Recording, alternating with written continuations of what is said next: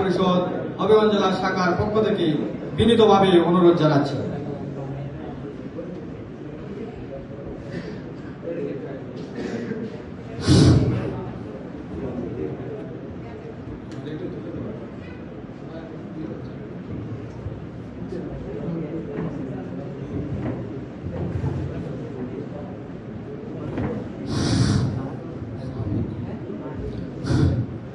বিসমিল্লাহির রহমানির রহিম।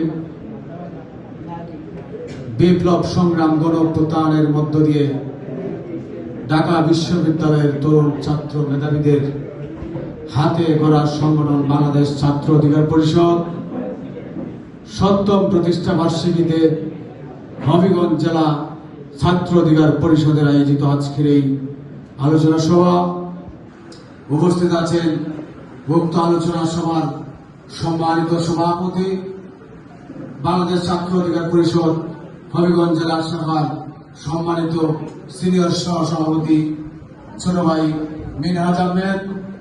উপস্থিত আছেন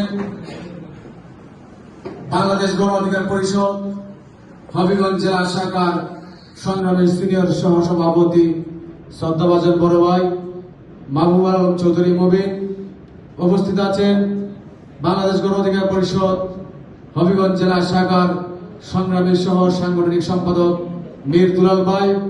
উপস্থিত আছেন বাংলাদেশ যুব অধিকার পরিষদ হবিগঞ্জ জেলা শাখার বিপ্লবী সদ্য সাবেক সভাপতি সহযোদ্ধা আনসার আলী। উপস্থিত আছেন যুব অধিকার পরিষদের নেতৃবৃন্দ। উপস্থিত আছেন আজকের প্রোগ্রামের সঞ্চালক বাংলাদেশ ছাত্র অধিকার পরিষদ হবিগঞ্জ জেলা শাখার বিপ্লবী সাধারণ সম্পাদক ছোট ভাই তুফাইল সহ উপস্থিত ছাত্র অধিকার পরিষদের সকল নেতৃবৃন্দকে হবিগঞ্জ জেলা গণ অধিকার পরিষদের পক্ষ থেকে আন্তরিক অভিবাদন ও রক্তিম শুভেচ্ছা। বাংলাদেশ ছাত্র অধিকার পরিষদ সম্পর্কে আপনারা জানেন, ছাত্র অধিকার পরিষদের গৌরবগাথা ইতিহাস আপনারা জানেন।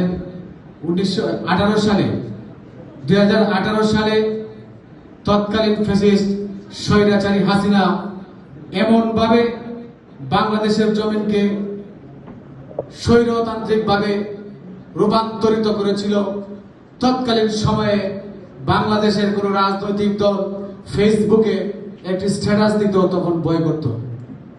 আমি দেখেছি আমার এলাকায় এক ছোট ভাই প্রধানমন্ত্রীকে নিয়ে একটা কটূক্তি একটা মন্তব্য করায় ওর বাসার থেকে ওকে তুলে নিয়ে এসেছিল। বাংলাদেশের রাজনৈতিক দলগুলো তৎকালীন সময়ে প্রোগ্রাম করার সাহস পায়নি, কিন্তু আমরা দেখেছি বাংলাদেশ ছাত্র অধিকার পরিষদ তখন ঢাকা বিশ্ববিদ্যালয়ে যেভাবে গর্জে উঠেছিল কোটা সংস্কার আন্দোলন নিয়ে, তখন বাংলাদেশে কোন রাজনৈতিক দল এই সরকারের বিরুদ্ধে মাথা তুলে তারা সাহস করেনি।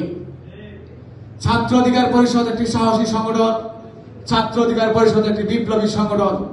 সেই ছাত্র অধিকার পরিষদ আপনারা জানেন জুলাই আগস্টের গণঅভ্যুত্থানে প্রথম কোন রাজনৈতিক কোটা সংস্কার আন্দোলনের কোটা এবং মেধার স্লোগান ধারণ করেছিল ছাত্র অধিকার পরিষদ।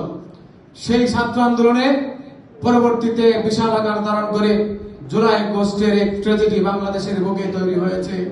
আমি সেই ট্র্যাজেডির শহীদ ভাইদের প্রতি আজকের এই প্রতিষ্ঠা বার্ষিকীতে তাদের আত্মার মাগফিরাত কামনা করছি এবং তাদেরকে যেন আল্লাহ ফেরেশতা বলেন আমরা একসাথে আমিন বলি তাদের জন্য।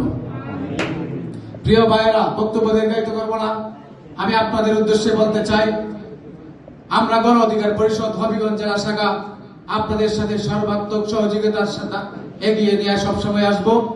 আপনাদেরকে আগামী বাংলাদেশ বিনির্মাণে অগ্রণী ভূমিকা পালন করতে হবে।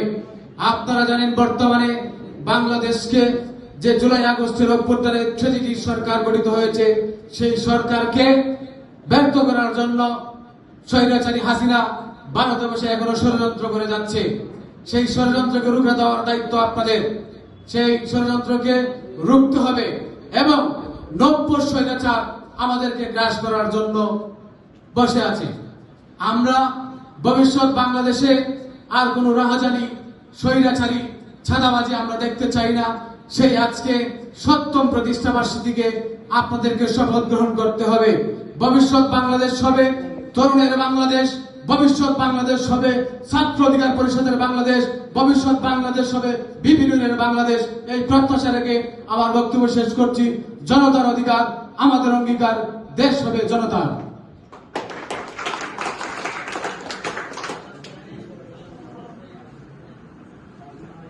অসংখ্য ধন্যবাদ।